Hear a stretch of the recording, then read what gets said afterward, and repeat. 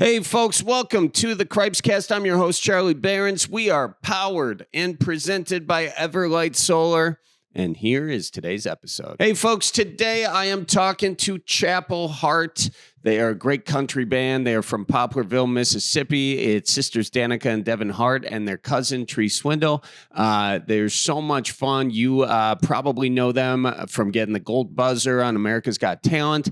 They've worked with Darius Rucker. They've played the Grand Ole Opry. And they've independently released 3 studio albums and 11 singles. Their hit song took off, You Can Have Him Jolene, which was a response to Dolly Parton's infamous song, Jolene. So make sure you check all that out. But it was so much fun talking with these gals. We talked about everything from music to making content to fishing.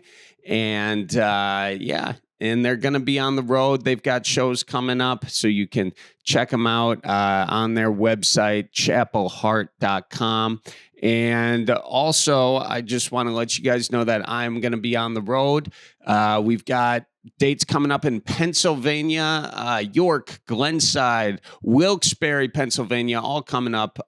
And before that, we're doing a charity show in Nashville with Liam Morgan, John Chris, Dusty Slay. It's to help all the victims of the hurricane. So that's going to be coming up on the 23rd, the 21st rather, this coming Monday. And finally, folks, I'm going to be at La Crosse in La Crosse, Wisconsin, November 1st and 2nd. We've got 2 really fun shows there. So if you're in Wisconsin, those are some of my only Wisconsin dates for a while. Make sure you check it out. And finally, ladies and gentlemen, I want to let you know that we are raising money for Doctors Without Borders, continue to raise money for them. Check them out, doctorswithoutborders.org, or you can follow at Doctors Without Borders. All right, without further ado, here is my conversation with Chapel Hart. You guys have a show coming up over at the Grand Ole Opry, don't you? Oh, yeah. This weekend on the 11th. Oh, it's this weekend? Where is the headspace leading into that? Are you guys you've been on the road now for what, 2 years?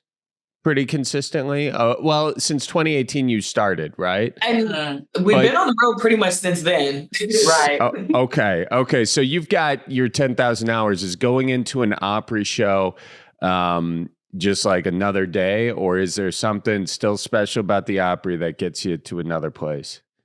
I feel, I'll start it off because I kind of feel like it might be a 3-part answer, but I feel like at this point, I feel like the Opry is almost like coming home. It's like you get that sense of calm because literally everyone from Uncle Jim, who is like security as soon as you come in, to everyone else there, like they instantly become family, but there's definitely still that, you get those jitters before you get out on that stage and step into the circle. I think it's because, it's just magic all in the place, but it feels mostly for me, just feels like coming home, especially after being on the road for a long run. And I think sometimes it does kind of feel like when you do something, like when you go somewhere a lot and you go somewhere consistently, you kind of start to, it kind of starts to feel like, okay, well, we're back there again. But that's what I love about the Opry. There's such a reverence for that place, and there's such a reverence for the people there that it doesn't matter. I think we could probably go 1,000 times, and every time you get that feeling when you go, you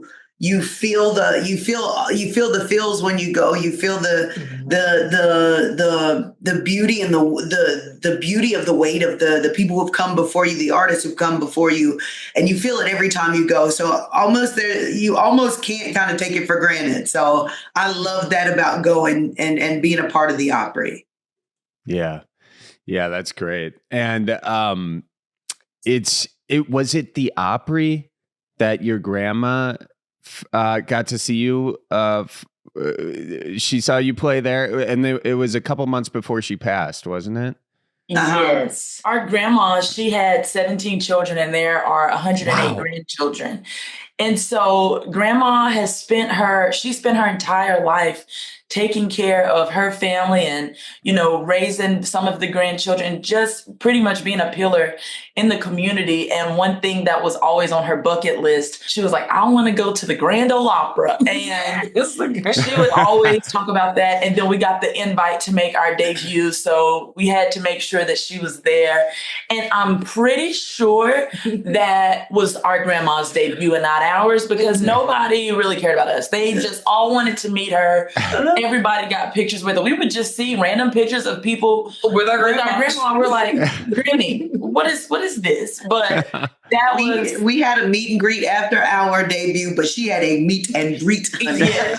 And it was so funny because she took some pictures with us, and then she was still kind of standing there, and other people came, and then so the guy taking the picture, he was kind of gonna move around the way, and the people are like, no, we want her in our picture. We want her in our picture too. So she just stood there with us. Yeah, one point we're like, Granny, do you want to take a break from the meet and greet? We're like, oh no, I'm fine. I was like, you guys made her feel like a rock star. That's cool. Did she at least have her shoes on in that picture, or was that something that just her granddaughter have on her didn't? shoes? But I felt like she kept hers on so that so some of us could take ours off because. Oh man! But to be fair, we did ask. I have to say, and it was kind of hilarious because Deb asked explicitly. She was like, "Okay, because after so many songs, the shoes are coming off." She's like, "Y'all ain't gonna get a picture of my feet, right?" He was like, the "No." Very first picture in the article. Yeah, I mean, zoomed in and everything. It was so poetically wow. beautiful. The way it played out was so poetically beautiful. At least he was like, and then she was like, "Do I need to put my shoes back on?" He was like, "Oh, absolutely not. It'll be from the waist up." And when the article came out, it was a zoom in picture of her feet on Chapel Hart debut at the Grand Ole Opry. We were like, "What?" There was not even a waist in the picture. It was just feet. Feet and ankles. Really? Well, yeah, they really tricked me on that one. So anytime someone says that it's going to be from the waist up, don't believe it. She puts on 2 pair of shoes. Now you're on Wiki Feet, and there's nothing you can do about it. So I feel your pain there. You got to be careful where you wear sandals these days. But there you go. That's crazy. I'm actually one of 12 kids. So when I saw, I think I saw an interview somewhere with you and just half your family, 100, or it was 50, I think, at one point. You have 100. How many? 108 total? There's 108. Oh, you probably saw one of the pictures of our youth choir, and that was about 50 or so kids. Just a couple of them. Okay. It was the first. I told you it was the first half, and then there's a second half that comes after that. That is a lot of kids. Good Lord. So were you guys I mean, you're cousins and siblings, but were you friends growing up? Because I don't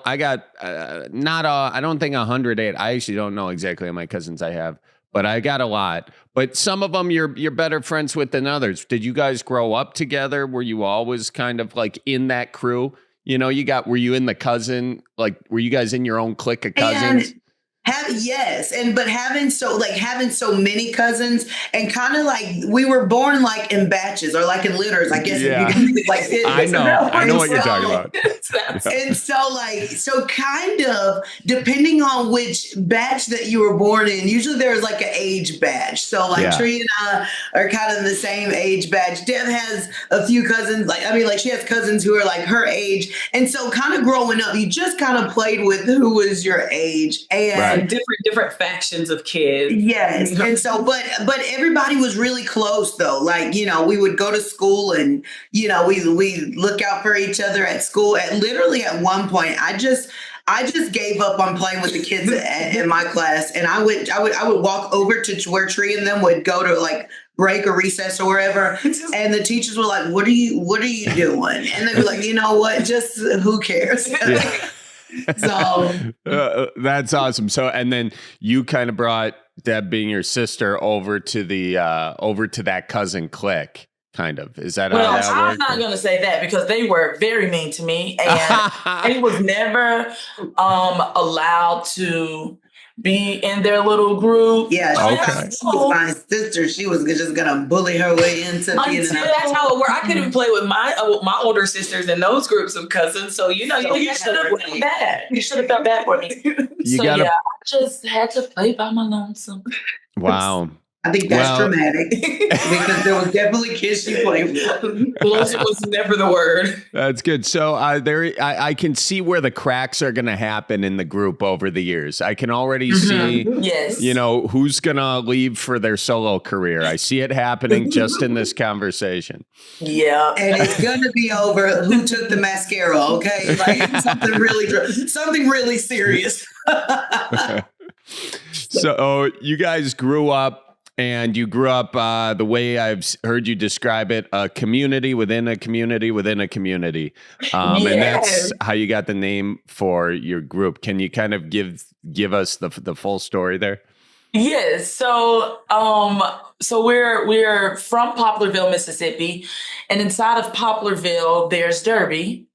And then inside of Derby, you have Hart's Chapel. And Hart's Chapel is pretty much where we grew up, where all of the family lives. Our church is there, our home church, Hart's Chapel Baptist Church is there. And so when we were trying to come up with the name, we were just throwing out different ideas, all these things. Nothing was really sticking. And our manager was like, what about Chapel Hart? And we laughed hysterically. So hard. That's ridiculous. But then, we kind of said, hold on, wait a minute. You might be onto something because, growing up in Hart's Chapel really kind of molded us into the women that we are today. So we were like, Chapel Hart kind of has a little ring to it. But then our other manager, he had already started calling us Chapel Hart, introducing us as Chapel Hart. So we didn't really get to decide for sure, but he made that decision. It took flight. We were making our first record and we walked into the studio and he was on the phone and he said, I've got my group Chapel Hart here. He was like, they've got a schedule. I was like, we didn't even say yes yet. Naming, I played in like some bands in high school or whatever. It's hard because it's hard. Oh my. It's like picking a tattoo, you're like, what do I want to live with? What do I want to commit to? Like when we were a cover band, like we came up with a name and I didn't want to talk about it. Because we were singing on the street and we started singing indoors and we were like, oh crap, we need a name. And that's when we realized how hard it is to name a band. And we did horrible. I mean, we thought it was the coolest thing, but it was the worst. What was it? The first one? Hyperfly with a PH and two Y's. So when no one could find us online. And then we had a big fan base from Philly because they would come to New Orleans and be drunk. It's like, Hyper Philly. We're like, yeah, okay. We knew if we didn't get tips throughout the whole year when Philly came to play the Saints, we knew we would be okay. That's hilarious. And that was why you got that fan base, was because they like misread it kind of. Yep. That is, everyone's got to start somewhere. And, look, I say there's times when you just have to take what you can get. Have you been back to Philly and just gone under the alt name just to make sure it sells out? No, you should. You definitely should. So you moved to New Orleans 2018. Do all of you move at once and just start going, or how does this work? It was a trickle effect. I moved down first around 2013, and then it took a while, and then finally convinced Danica to move down because people would be like, you should sing. And I'm like, no, I shouldn't. Because when you come from a family and there's like literally a choir of 50 other kids who all sing, it's like, it's not anything amazing. So I was just like, everybody sings. That's just what people do. But I was like, well, maybe if I can convince Danica to move down. So she moved down in 2014 and we started out. Because she lost her job. Put all her business out there. But this story will come around, I'll tell you. And so she moved down, and I had this old raggedy keyboard, the big kind that takes D batteries. We called her Big Bertha. And, like we had a list of about 10 songs and we went out and we literally started out on Royal Street. Like we'd sing Islands in the Stream and a whole bunch of other songs and like make mashups. And like we got started like just singing on the streets of New Orleans. And then from there, we moved indoors. We were fancy, playing under a roof. I remember we like played a show for like Catfish and potato salad. And honestly, it was pretty dang delicious too. Yeah, ultimately. Catfish, potato salad, and tips. Those were the days. And but overall, and then in 2018, when Dev lost her job, I was like, well, why don't you come and sing? I tell people sometimes, I say, we're a family of job losers, but it worked out for us. So, but we were we got Dev to come over. We said, why don't you sing a little bit? They actually kidnapped me, if we're being honest. It was a good kid plan. She's still here. Trunk, or did they give you a back seat? Trunk. Definitely was hands tied, blindfolded. That's she good. Say she's trying it out, but I say she's on year 6 of her 3-week trial, so I'm still trying to see. So you guys, a few things I want to pull out from that. First thing, the D battery keyboard. Are you? How many D batteries did that thing take? About 6 of them. 6? Most of the money that we made busking, we put to batteries. Goes back to Duracell. So how long did we would? What was it? We go to the Dollar General had a really good but a durable D battery, because I was like spending money on Duracell, so they would only last so long. But I don't know what it was. There was a magic in the Dollar General brand D batteries. Are you serious? So when Christmas comes around, if you got nieces and nephews and you got all the little things, I don't even think they make stuff that need D batteries anymore. Well, they all got plugs. There you go. Or they make it to where you can put 10 A battery, double A's in there. That's incredible. How long did a piano last off of? Let's just do a comparison real quick. The Duracell versus the Dollar General. How much longer did it last? Let's do a commercial for the Dollar General. It would probably give us like 2 days, which would be just like maybe like 2 or 3 days. But the Dollar General easily could do like between 4 to 6. Wow. And it was just like, and also it kind of depended on like how long we would be out for the day. And, sometimes we would go and bust like earlier in the day and also come back at night. So some of that stuff mattered, but it was just like, I was like, there is no way these Duracells are not holding up. And I feel like the Dollar General batteries had a little magic, because sometimes you think they'd be dead and you turn it on and you get another hour out of them. I don't know about y'all, but in the country, I would go and I like reposition the position of the batteries. Oh, yeah, you got to switch it around. Yeah, and then you were in the back, you go up front. Put the batteries in different, and I could get a little life out of them there too. You rotate them, you get the other side, Yeah. Yeah. It's a little bit more fire there. I'm not sure if that's how batteries work, but I think it is. I think it is. I don't know. Let's roll with it. But then all your family. So when you're saying everybody was in the choir, do you guys even consider yourself like the best singers of the family? Or are there better singers that are still out there in your family? I would say I'm gonna speak for me. Maybe they think they're the best singers in the family. But I do think there are better singers in the family than me. I feel like there are definitely better singers in the family. And I feel like, and honestly, like now we got an Uncle Tommy. He will sing you under the table, under the basement. And they don't even have basements in most of the houses here. But I also feel like, I feel like we are the first 3 that even pursued singing as an actual career. Because like growing up in our family, singing is kind of what we did. We grew up in a musical. If there's a birthday party, a divorce party, a wedding, graduation, like we just all wound up singing. Yeah. But in a small town in Mississippi, singing is not a job and it's not a career. So it's not something that a lot of people took serious and continued with in life. Because I feel like there are definitely like some people in our family, had they continued, they'd probably, be some of the greatest singers you've ever heard. But like small town Poplarville, they're like, okay, now get a real job. Yeah. That is a small town. We don't listen, amen. Well, did your family early on, were they supportive of you guys going out to New Orleans after losing your jobs and trying to make it? Honey, so Tree, when Tree was there, she was she like she said, she got off of a plane and was like, I don't hear nobody came to pick her up or something, and she was just like, let's go see what this city's got going for it.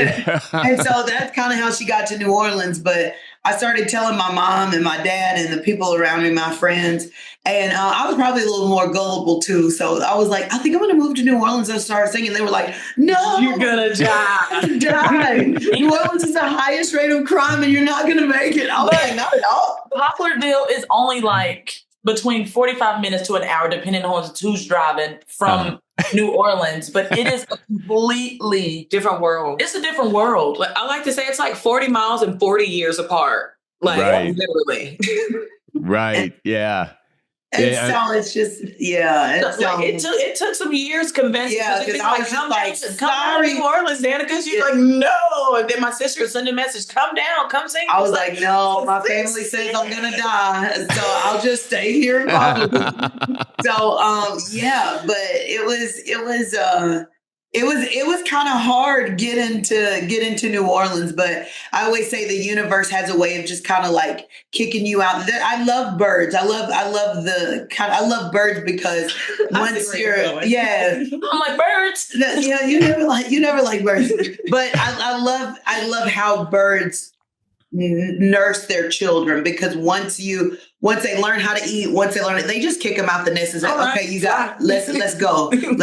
Wings activate. And so probably. Yeah. And so, but I think when kind of life kicks you out the nest is the best way to just go for it and try it. And because I mean, that's why they call comfort zones. You get there and you feel good. It's whenever you get shaken up and get forced to go somewhere else, you really start taking real risks. Well, and that is tough because I think a lot of people sort of mistake like a comfort zone for a gut feeling, and they think like, oh, my gut feeling says I shouldn't right now. But in reality, like you're just in your comfort zone. So trying to, how were you able to differentiate that? Like, you guys, did you feel that this was my chance? I had to do it. Was there just that kind of fire, that drive inside you to say I'm out? See, for me, I was at the time I was working at the hospital in Poplarville, and really, if you live in Poplarville, then like back in the day, like the hospital was the pinnacle. Like if you got to work at the hospital in Poplarville and you lived in Poplarville, you were that girl. Okay. Yeah. Okay. And so for me, I was like, I mean, I've had the highest job in Poplarville. Like for me, I thought it was it. I'm like, there's nothing else. And so I don't know, like either I read back over an old email or Trea, her sister, like resent, like just say, hey, if you're not doing anything, you should come down and visit. And I was like, you know what? If I'm ever going to have a chance at being a real singer, at least like I could go try, like right now, I'm not doing anything. And so I still waited. I waited and waited. And then I had like $26.13 in my account. And I said, you know what? I'm going to just go down and see what I can make out of something. And that we went down and we practiced some songs. And we went out and busk. And I came back with a little cash in my pocket. And it was enough to fill up my tank and have a little bit left over for dinner. So I was like, yeah, I'll be back tomorrow. Let's try it again. Yeah. Now she's the richest person I know. Well, she clearly doesn't know a lot of people. But so basically that little hit right there was like enough to say, okay, it's good. Life kicked me out of the nest, sort of a thing. Mm-hmm. By the way, what's your favorite bird? Side question. All of you. Favorite bird. Now, the crazy thing is I don't really like the sound of birds. Like how some people in the morning, they hear the birds chirping. I'm like, hush, I'm asleep. But got a plot messed up because they chirp at night. Oh, really? Yes. I think the red bird, I think a cardinal. A cardinal. We call it red bird and blue bird. But I think a cardinal is...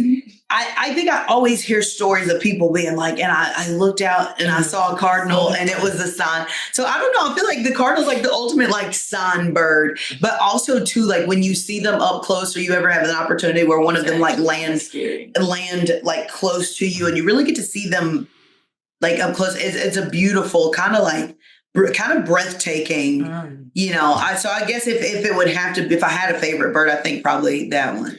Yeah. Favorite bird. Oh, I don't have a favorite bird. I don't A like crow You or want a to talk buzzard? about? I don't. Well, I don't. A Not that I buzzard. don't like birds. I don't really like care for butterflies, and they're pretty much. I feel like they're one and the same. Yeah. Well, you want to talk about a breathtaking bird? Have you ever seen an emu walk up on you? It's like, is this even a bird? Like, what is happening right Kind of now? like a chicken bird. It's like Like an an ostrich ostrich. bird. Yeah, that It is thing. a bird. I love chickens. She likes chickens. That's my favorite Chickens. bird. There it is. We found it. Look at We all found these it. chickens. Looking at them or eating them? Oh, eating them. Yeah, me too. I'm with you on that. Excuse the interruption, ladies and gentlemen, but I just want to let you know that the Cripescast is presented and powered by Everlight Solar. This studio has solar panels on top of it. Actually, if you're watching the video right now, I'm actually out of studio. But when we filmed this interview, it was in studio, and all those lights, the whole shebang, it's powered by Everlight Solar. If you want to save money and help the environment, check out Everlight Solar. Go to everlightsolar.com, get a free consultation, and see if solar panels are right for you and your home. And also, folks, Fleet Farm is the place you need to go to find everything you need for everyday life. But it's even better to know that you're getting the daily essentials at the best prices guaranteed. If you need to replenish your secret stash of snacks, oh, they got the best prices on their huge selection. So you're always stocked up, ready to go, ready for a snack break, put it in the deer blind, whatever you got to do, check it out. And if you need to pick up some pet supplies, they've got the best prices on those as well. And somehow, if you find a lower price somewhere else, they'll match it. So you're guaranteed to always get the best price over at the Fleet Farm. Head on over, go to fleetfarm.com to stock up on everyday essentials. And folks, thank you so much for listening to the Cripescast. The best way to support the team includes seeing us live on tour. We're doing a bunch of shows coming up, just straight stand-up shows in Pennsylvania and La Crosse, charity show in Nashville. That's all in the next week. And we're also doing a Cripescast Live in Madison on the 22nd, talking about election stuff. So anyways, if you want to get tickets to the tour, go to cripescast.com. Click on the tour section, or you can subscribe to our Patreon for extended cuts, deleted scenes, behind the scenes footage, early access to tickets, exclusive Patreon content, and more. And that's not it. You can go to mantalkman.com. It is officially beanie weather. Check out our Barron's Old Fashioned Brandy beanies in a fetching brandy brown, if I do say so myself. Check it out. We got a bunch of stuff, and we are continuing the celebration of Optober with deals this month. So through 10/20, all Watch Out for Deer items are on sale. And starting 10/21, get a free koozie with a purchase of our sweatshirts on sale at mantalkmint.com. Check it out now, and happy Optober. All right, time to get back to my conversation with Chapel Hart. We got a whole music thing to road to go down here. I'm trying to keep track of time. We talking about birds. But while we're on the topic of animals, you guys like hunting? You guys like the outdoors, I'm told. What kind of hunting do you guys do? I like to fish. You're a fisher. Fishing is, if we had an option, probably fishing is going to be top on the list. Got Now, it. I love being on the water, but I love hunting. And honestly, it don't matter. I'll shoot rabbit, I'll shoot coon. We went on a fishing trip and wound up shooting snakes. So, like, Hunting in it. Funny how that happened. It was interesting to say the least. So like, I don't know. I think I definitely prefer hunting. Also, well, see. They both have their own things, because like hunting, when you don't want to be bothered, you want a reason for everybody to just shut up and be quiet. Like, well, you need to be quiet fishing And technically. this is why. But you can still catch depends. fish and talk. Yeah, I said you can. Yeah, you can talk But hunting, more. people are like, Yeah. and I'm like, oh my God, I gotta pee. And Danica talks so much. So much. And she don't even, I know she doesn't like mean to. It literally just comes out. She just can't. Yep. Stop.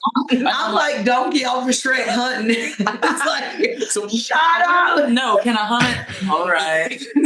I can see why you guys are musicians and not hosting a show on the Outdoors channel. Yeah. I can see that. Largely Danica.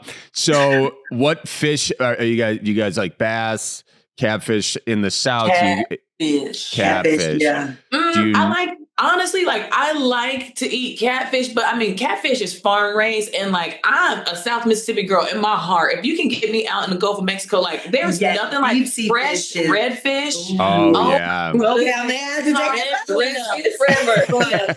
I love deep sea fishing. Like it's just, I don't know. It makes you feel. I think there's a power that comes with it. Like, I'm all right with my catfish. I like to wrestle with them for a while, and then I feel like I like the sport of deep sea fishing, and then I like the taste of catfish. And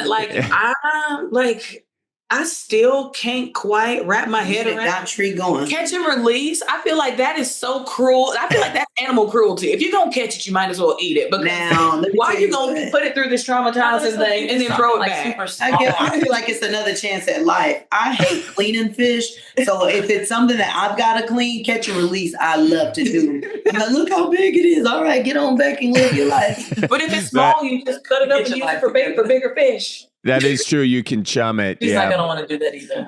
But cleaning is a big pain in the ass. Well, if you guys do come to Wisconsin ever, we should go out fishing. I can show you the fish up here. We got some walleyes. Those are nice. Okay. We also do have some catfish that you can get to. So we have options. Okay. Okay. All right. Do you fish? I fish. Yeah, I fish. I've caught a lot of catfish before, not to brag, you know. Yeah. Catfish master. Yeah. We have some of those. We have walleye, which are really good eaters, and perch and all that. And then, so we'll go figure out the species and all that. Yes, what about ice fishing? Would you guys go ice fishing? I would. I hate the cold, but I would definitely go ice fishing. It would be an experience. I think at least I'd try it. Ooh. But honestly, I don't think it'll be that bad because, like, you drink down here in the South, because it's so humid, it's like 90% humidity minimum. So 60 degrees here feels like 40 degrees other places. Because when I went up to Colorado, it was like -2, and I was like, this is not that bad, and it's kind of freaky. Oh, yeah, like how it's like a dry. It's not that bad. Okay. But down here, I'm like, I should be willing to try it. Right. Yeah, and I'm not gonna lie, it can get pretty good. We have some humidity too, so it can get kind of cold here. But if you're in the ice shanty, you can be like in shorts and a t-shirt, honestly. So it's not that. You can even have a fire on the ice if you want to. Some people freak out. That sounds irresponsible. It does sound that way, but heat rises, so it's only. It also goes down, but it's minorly irresponsible. We'll just say that. Okay. Anyway, we'll stick to just ice fishing for. We're going to trust you on this one, okay? That may be a smart idea, it may not. Yeah. But anyways, so when it comes to music, you guys went from busking in New Orleans, and then at a certain point, you realize that this isn't just something that you can do for like a little bit of money. This is something that you might be able to do for a career. When did that moment happen, if it was a moment? I think for me, it kind of happened during some of those crazy busking nights. Cause like, you're walking up and down Royal Street. There are like lots of people singing and performing. But after a while, like people would gather around and like literally fill up the whole street to where the cops would have to come and like shoo people out of the way. And I would always say, I feel like singing on the street is the most honest crowd you'll ever have, because 100% of those people are headed somewhere else. Yeah. But the fact that people would come, and then like people would come from out of state and like plan their trip around coming to see us. It's like, we're back in New Orleans. When are you guys going to be playing on the street? And then one day we were like, this guy was complaining, and then this Tony Seville, he owned a bar, and he kind of like floated up, and this is in the summer in New Orleans, and Tony had on a 3-piece suit riding on a bike, and he said, "You girls don't need this. Come sing in my bar." And then we started singing it. The rest is history. That sounds like a cartoon, the way you just described it what happened. Very much so. It felt like a surreal moment. It was like, did this just happen? But that's almost like y'all walking up to like a white man that says free candy. Like, it really could. It was summertime making popsicles, and I'm gone. So you start playing inside, and And by the way, I like what you said about being the most honest audience busking. I mean, that's so true. If you can build a crowd, and I feel like New Orleans is one of the places where that is the thing. And so to cut your teeth there really probably trains you well for the stage, and always not almost asking the audience, but almost demanding their attention. And I feel like you can sense that in your music and how well it is. Did you feel like the America's Got Talent audition? Did you feel like that sort of set you in a different level? Or before that, weren't you already talking with Darius Rucker and those kinds of folks? So where did the like America's Got Talent of it all, where I think a lot of people were first introduced to you, where does that fit into like your level of next step in the career, if that makes sense? Well, that's actually kind of crazy because we were just, we started kind of touring around like the Southeast area, just going where we could get booked or whatever. But we actually were in conversation with Darius before we went on AGT. And he was like, I see what you girls are doing and I really like what you girls got going on. And so that's how that kind of whole thing came about. But after AGT, it definitely kind of just skyrocketed after that. And like I said, we were performing and going and doing shows before AGT, kind of just on our own. But yeah, after AGT, things took it up to like 10 more levels for sure. And the song you chose was not a cover, and it was a last minute decision for it to be an original song. So tell me about that moment. Take us into that conversation, because I think kind of a life-changing conversation for all of you then. I think this is one of my favorite stories to tell because, I think people watch us walk out on stage and we sing, we talk to the judges, we sing, and we get the golden buzzer and like they see it and they're like, what a moment. But they don't see the days before that. There was a girl that reached out. Her name was Lindsay Rush, and she was like, you all should audition for America's Got Talent. She's like, I don't know what I was thinking. She said, I wake up, I listen to you in the morning. She was like, you should audition. She was like, the world needs to hear Chapel Hart. And we were like, thank you, but no thank you. We're out, we're playing shows. I said, we're a little too busy to stop and go, but like, thank you. And I said, honey, if we said no 14 times, she said, you need to go 15. And so finally, and we were getting ready to go out on a run with the Indigo Girls, and someone got sick. So they canceled the run. So we were like, well, I know we said no before, but if that, like, we should go, like, maybe we should go. And so we went, and we were just thinking like how you see on TV, you walk up to the table, you sing for the judges, they tell you yes or no, and you get on back home. So we were like, let's just do it and say that we did. Honey, we were there for 3 days, and it's not like American Idol where everybody's there to sing. So it's like we were sitting in, we called it the holding cell, which is just where everybody would sit. There was people, opera singers, birds flying, dancers, goats walking around, yodeling, a man on fire, like goats, llamas. It was like sitting in the middle of a circus. We were like, oh God, what do we got ourselves to do? So after like 3 days of that, 3 days of wearing the same outfit because they're trying to get you like videos of you like standing and moving and sitting. And we were like part of like one of the last auditions to go. So when I tell you we were tired, production was tired, they literally like pushed us on stage and was like, there's no more golden buzzers. Just go out, do your best. All right. And it was like, ooh, we were like, hey. And you can kind of see it when we're walking out on stage. But so we were just kind of coming a little bit, maybe I feel like not being frustrated, but like just worn out. Yeah. And we were like, there was something I said when the song started, we were a little bit like, we were nervous, but like just a few words in it. And we were just like, it's a Chapel Hart show. Come on, let's go. Yeah. And so, and I think that's really what shined through, but AGT was, honey, it was a trying time. At one point, we were like walking so much back and forth. I just took my boots off and I put them in the bushes. I said, whenever it's time for us to get to our final destination, let me know. She And just so I pick could them grab up my all the boots. way. Right. It was crazy. So, but that decision to not do a cover, so weren't you planning on doing a cover? Like that was the one. During those 3 days, like 3 days of, practicing, getting ready for the actual audition, we were practicing 9 to 5 by Dolly Parton because, it was a song that we were familiar with. We'd already performed it. And, we had like all the moves and everything down. Yep. And Jolene was our backup song. Like maybe the third backup song. They asked you to bring 3. So it was 9 to 5. I can't remember what the other cover was. And then we were like, if all those fails, we'll do You Can Have Him Jolene. And so we were in the room probably 30 minutes before we go out.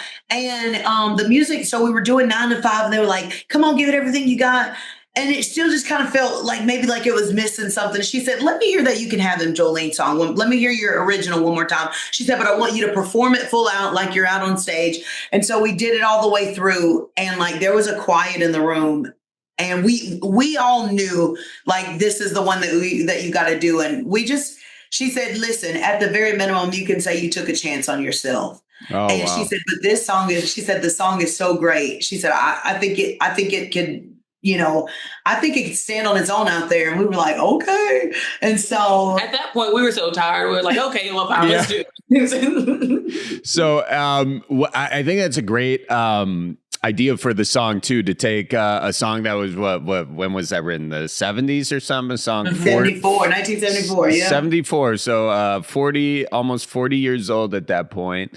And then taking almost the sequel to it or a different look at it, I guess, because however you said it, after 30, 40 years or whatever, You Can Have Him Jolene. And it's just a great twist on that song. Whose idea was that? And where did the sort of inspiration for it come from?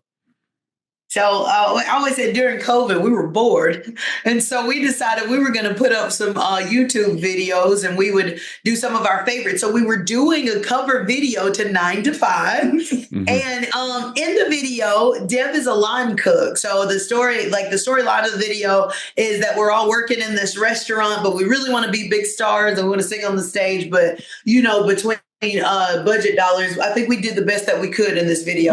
But in the video, the budget was $0. Yeah, the budget was $0. And so in this video, Dev walks in and she's a line cook, but her shirt says You Can Have Him, signed Jolene. And I was like, who does have to think how you gonna take my man and then say You Can Have him? How about You Can Just Have Him Jolene? And we all were like that's a foul. And so I said the beauty of that is as a musician, we'll see 100 things a day that inspires us, like, ooh, that's a song. That's some of the things that we hear. And but probably 80% of them don't get written because you just kind of keep going and your brain keeps going. But this was one that when we sat down, we said we needed to do some writing. But when we sat down, we were like, y'all remember that? You remember when we said You Can Have Him Jolene? And we sat down and we started writing. We threw down a couple of concepts. And I think probably in under 30 minutes, like the song just really wrote itself. We just we're laughing and singing and talking and it just all came together. And, when people say the fast ones, people say, man, we sat down and we wrote it in 30 minutes. That's usually the ones that are the ones that are locked up in there that just need to get out. I was just going to say that aspect because I do stand up and I feel like the best jokes just like flow out. And it's just you hear that in songwriting all the time that they wrote that song in 2 minutes on the back of a bar napkin or whatever. And you're right, because it sort of like incubates or it cooks or whatever. Mm-hmm. And then it's already there because you lived it. But how important is it, like from a songwriting perspective, for you guys to be observing all the time and making time to then almost like, how important is it to be observing and how important is it to be writing? Like you can't be in writing mode all the time, but you can't just be in like, observe it, jot it down in your notes section or whatever and never come back to it. Like how much time are you putting toward that creative?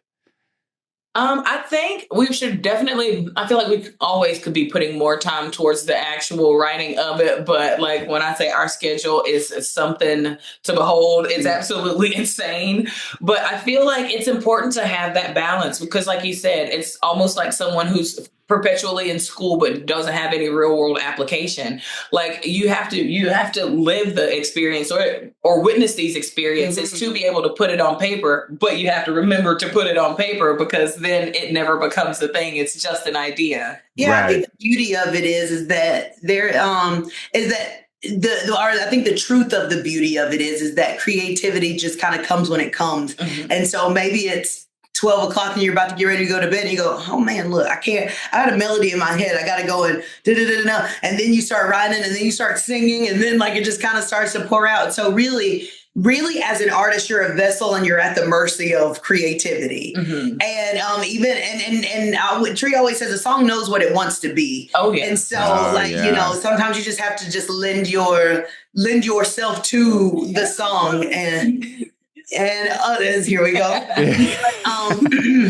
But I think that is a thing for us. But also, I think we're in a different, maybe a unique situation because we, as independent artists, we are, you know, a lot of times like booking the gigs. What do you call it? Like, you know, for like we're front of the house and back of the house. Front of the house, back of the house, stage managers, and the janitorial staff and all. Yes, also cleaning the toilets. So, but. And so somewhere in all of that, I think that we don't really have the opportunity. I think a lot of the times we don't have the same opportunity to just be like, okay, we're going to go schedule 16 writes this week. Okay. And then we're going to go do this. And then we're going to write here and we're going to write there. So a lot of times we're just like, shoo. Oh my God, I got a great idea for a concept for a song. So it's what it typically looks like. Yeah. You're just holding on for dear life. And if a song is forcing its way out, you have no other choice than to sit there and write it. There you go. So yeah, what's it like being an independent artist in this day and age? Is it something that like you're doing all? I mean, you have a manager still, right? And you have agent and that kind of thing, but just not signed to a label. Right. So we've got a few people that like we've got a little team. Like we've got managers, we've got a booking agent. And we recently just got into distribution this year for our Christmas record that we're about to put out. Our team's kind of growing a little bit, but also too, like, you know, when you don't have the push and support of a label and you don't have the big, you know, the big gorilla who, you know, is radio and all of that, and the labels who have access to that. When you don't have that, I think it does make it a little bit harder. And I feel like now, and like maybe because like we've built this little house we have so far, literally brick by brick, but not just brick by brick. We like had to get the straw and the mud and the water to make the bricks to even build it brick by brick. I feel like now, like saying I'm an independent artist is becoming trendy or something. Like even people who have the backing, who have, you know, or I feel like sometimes there's people like on label who are like, I'm an independent artist. When can you define independent? Because so what do you call independent? Because we're making bricks over here. Also, I'm really impressed that Trea knew the ingredients to make bricks. It's true. I'm impressed by that too. Yeah. I mean, if y'all ever want to make some bricks, I don't think look, we do enough brick making in this business, so I think I'm gonna keep making those. So you don't have interest in being with a label, because the other question is, this day and age with social media sort of democratizing your ability to get out there, is a label helpful, or are they taking just too much of a cut, having too much of a say, interrupting the creative process? How do you feel about a label generally? And might be like a multi-part answer, but like I feel like there always will be an advantage to have that label, because like you say, whenever you're personally financing every trip, every show, every stay, every like that's a monster all in itself. But you know, you have the label will always have access that, you know, individuals don't have. Yeah. They will always have connections that individuals just will not have. And but I also feel like there's kind of like a duality to it, because I feel like as an independent artist, once you reach a certain level and like, you know, I say like for us, for instance, if the right deal came along, I feel like at this point, whoever it is, know that we are so Chapel Hart, we're going to be Chapel Hart regardless of what the situation is. And that's why I feel like if you're just true to who you are in your independence, when it comes along, there will be no reason to try to shape and mold you into something else. Yeah. And also too, it's like right now we are struggling to get keep our bus on the road. I feel like we get one thing fixed and something else breaks. Whereas opposed to like if you're on the label, they can just trade it out with another one of the buses that they have, and then they'll send that one to to get fixed, or to send it to the graveyard, the bus graveyard. And so I think that there definitely is an advantage to. It's like, say for instance, kids who come from famous parents, and it's like I can lean on my parents, but they usually are the ones who are like, why don't you just ask your dad for help? I don't want to ask my dad for help because I want to do it myself. So there is the advantage. You can always kind of lean on like who your mom or dad is as a famous person, but also you really want to try to trudge and find the way yourself. So I don't know, but at this point, I sure wish my parents were rich and famous. I surely wish godmother Dolly Parton would just come on in and swoop us up. Well, yeah. I mean, like, because isn't there a big part of it? Like a label can like get you on these Spotify playlists, or like what is the thing that like makes an artist sort of break through? Is it social media? Is it like getting on one of these playlists or whatever? And does that require having a label or a connection or knowing someone, or like how does that work in music? I think a big part, especially for country music, is radio play, because country music is still like country radio is still very much a thing. And even here in our hometown, like everybody, the younger people still have like Apple Music, Spotify streaming services, but the vast majority of people who still listen to country music are still listening to it in their cars on their actual radio.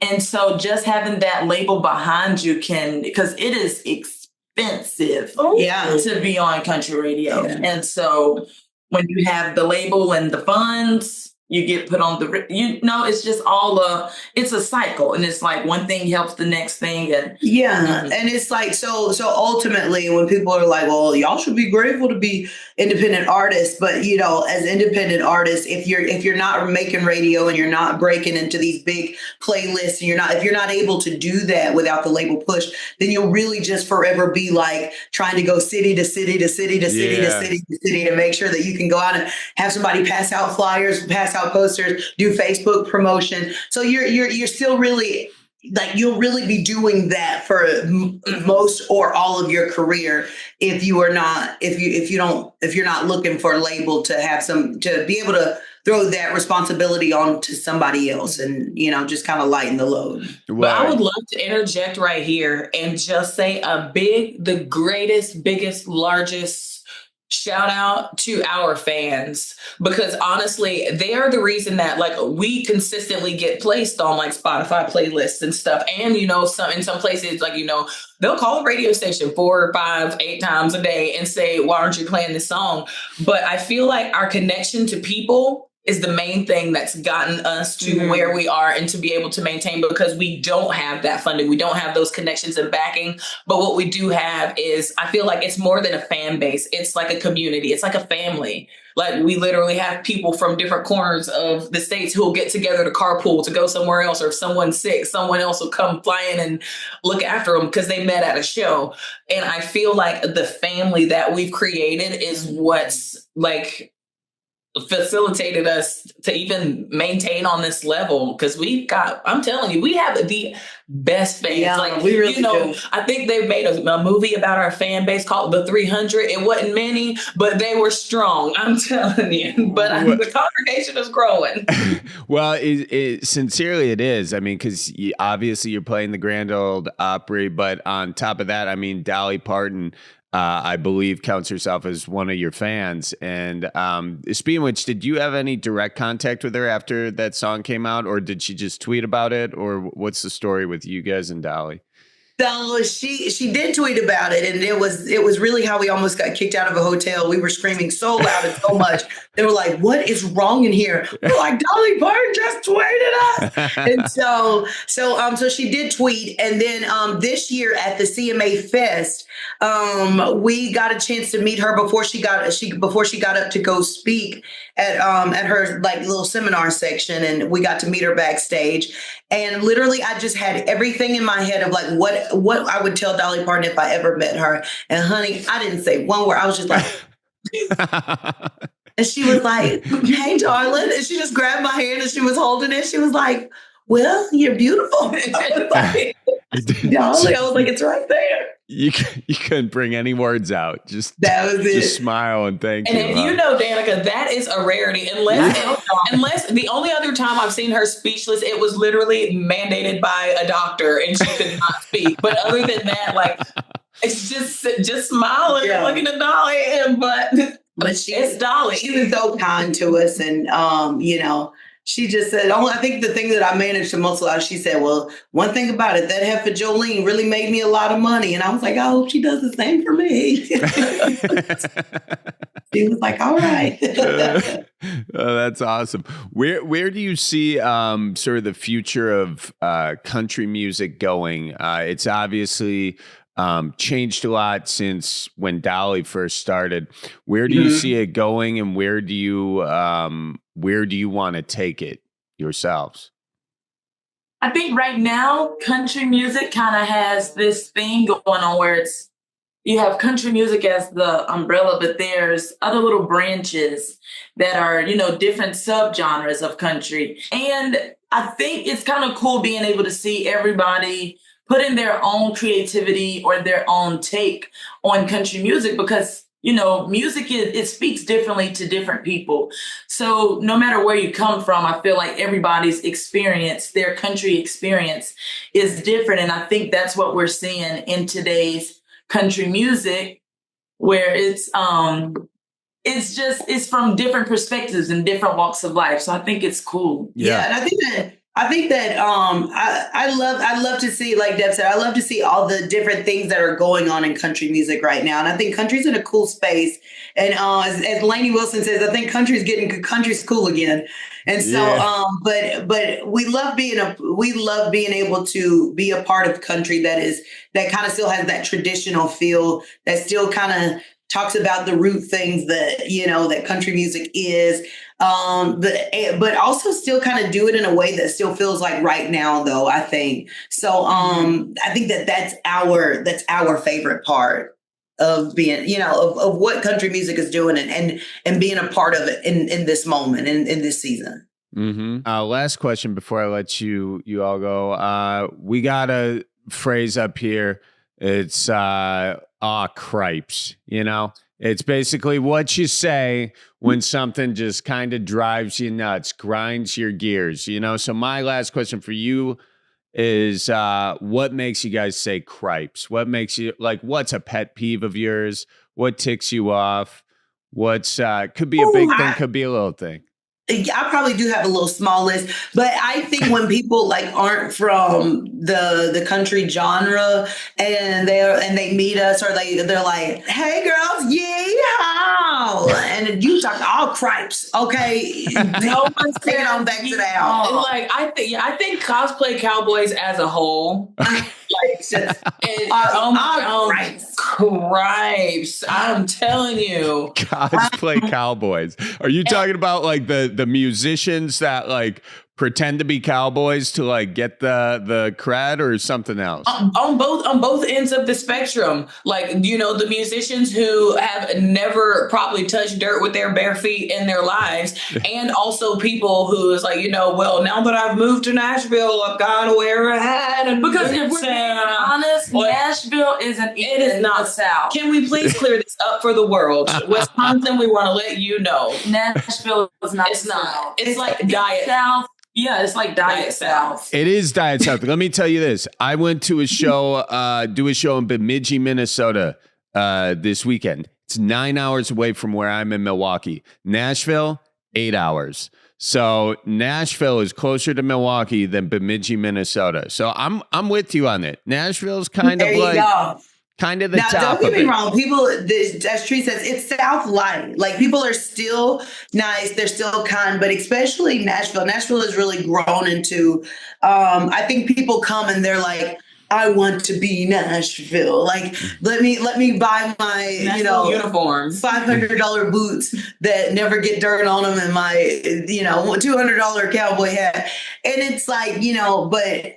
I don't know. I guess growing up in Mississippi, when you really have seen and been and lived around cowboys, like, Is it Cripes? Cripes. I know Cripes is. Okay. When people sit on the same side of the freaking booth at the restaurant, or like, there's no reason. I don't care if you've been married 75 years. There's no reason we need to sit on the same side of the table ever in life. And literally every time I see that, she says, cripes in her spirit. that really just burns. Now she has the word she can say when she sees it. But when she said, when I see, I already knew where she was headed. So this is, I know exactly what you're talking about. This is like maybe third date. Like we're past the first, past the second. And then she's like, I just want you to be so close to me, like bring it in. That's it. Sit across from me so we can see each other. Because who wants to sit here and do this? So how was your day today? This is what y'all look like. Beautiful. You look so beautiful tonight. That's crazy. That's just making everyone else uncomfortable.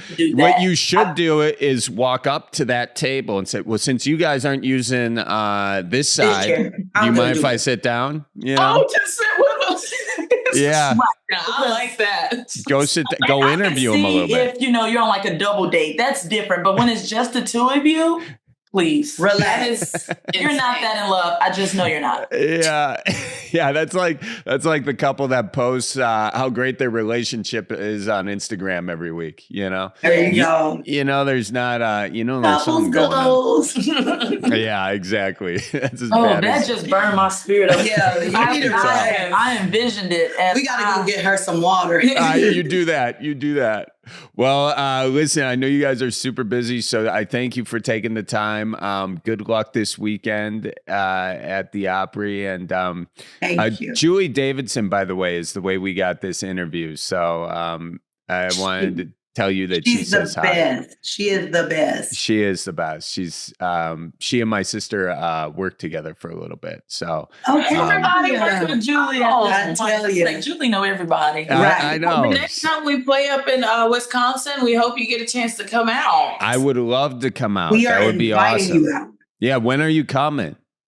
Now that's another question. You don't know that. We're getting ready. We're about to start talking about tour for 2025, and I think that Wisconsin's on that list. We're gonna be in Chicago at the Chop Shop. I don't know where in Wisconsin you are. I'm close. I'm about an hour and a half from there. When are you in Chicago? Milwaukee, Madison-ish? Milwaukee. Okay, 414. Let's go. Yeah, there you go. Down to Chicago. Yeah. When is it? It's in December. I'll Google it. I know. I'll Google it. If I can make it down there, I absolutely will. I appreciate that. All right. Awesome. Thank you. Well, hope to meet you guys then. And in the meantime, kill it this weekend. All right. Thank you. All right. We'll see you guys. Bye-bye. Huge thank you to Danica, Devynn, and Trea for coming on the show. If you want to see them live, check out their website, chapelhart.com, and check out their socials at Chapel Hart Band. That's on all of their channels. And I forgot to say this, but they've got a Christmas album out. Chapel Hart's got a Christmas album coming out October 25th. You can pre-save the link in the show notes if you want to be first on that deal. So check them out, ladies and gentlemen. Also follow the Cripescast on all of our platforms at Cripescast to check out show dates, Patreon, and other content. Go to cripescast.com. And yeah, we hope to see you guys on the road. Thank you to Hannah Milos for editing. Thank you to Colleen Maraka for producing. And thanks to all of you for listening. Make sure you watch out for deer, and we'll see you next week. So roll out the barrel and get the band brewing. Life's got you down, just keep her moving. It's on Wisconsin, the Badgers say it's the old Wisconsin Jubilee. You know, sometimes when you're ice fishing, you put your foot in the walleye hole and go ass over tea kettle and you think you're done. No, you got to keep her moving.